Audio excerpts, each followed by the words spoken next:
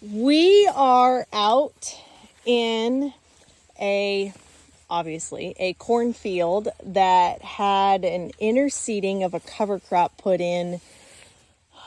It was right around knee high. I don't remember the date. Back in June though. Do you remember the date on it? Oh, probably like June 15th-ish. It was before Expo, right?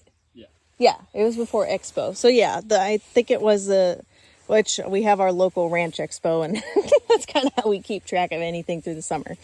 But we did seven species, and then we counted the corn as species number 8 because it is a warm season grass. And we've got some pretty cool things showing up. When we came out three weeks ago, I think it was about 10 days post spreading. What the guy did is just put it in a spinner spreader.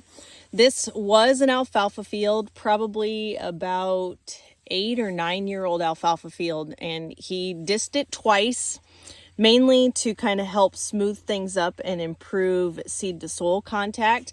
But he was also contemplating a cover, but wasn't dead set on it until we had a cover crop and soil health information 2-day thing with Ray Archuleta here in Springview, Kippahaw County, Nebraska. And the guy said, yep, got to pull the trigger. Gonna try it again. And we did a couple of brassicas and clover, which we've got right here. Here's the brassicas kind of tromped around out here. And then a new one to us called Small Burnett, which is this here with the jagged edges. It is kind of an evergreen and has good winter hardiness. Good old buckwheat has no problem growing and thriving around here. And then 2 grasses, oats, and I think triticale, but I don't remember for sure. All of our covers that we got out this year are kind of running together for blends. But we did find, I don't see here so much, but the grasses did germinate, which was really cool. And it was probably a really good thing that he had this dissed up, so we had that seed to soil contact. And then he watered it a couple of times. We've had some good rains. This guy is really good with his nutrient and water inputs. He has raised 210 bushel corn on, I think his nitrogen use efficiency is in that 50, not 50%. What's the term or the ratio? Well, yeah, 50%, right?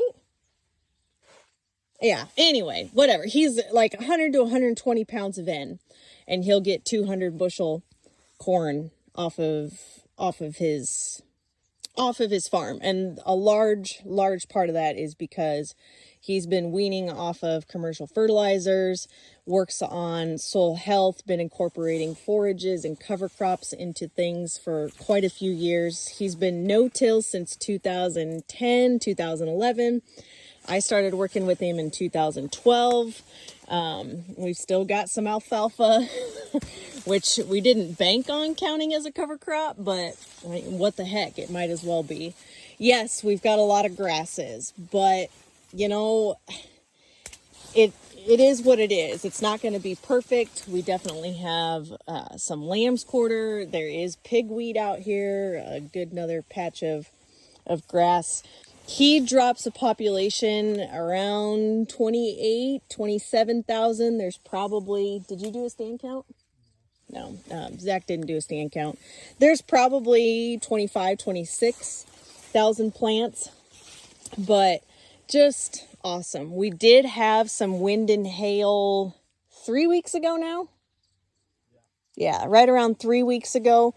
which is why we've got tore up leaves here. But the top half of our plant, we pulled a soil health test and had that analyzed, well, right about 3 weeks ago, when it would have been 10 days, maybe 2 weeks after he got the cover crop spread on, and had right around 75 pounds of available N. I don't know if he ended up putting on any more fertilizer like he was thinking or contemplating, debating about. But yeah, I'm going to say that he only has starter out here. I didn't see a fertilizer tank at the at the pivot point. Zach, come here. Look at that. There's a buckwheat growing.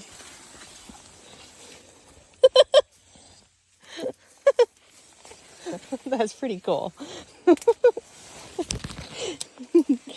But just so awesome to see. Here's some stinking pigweed. But we've,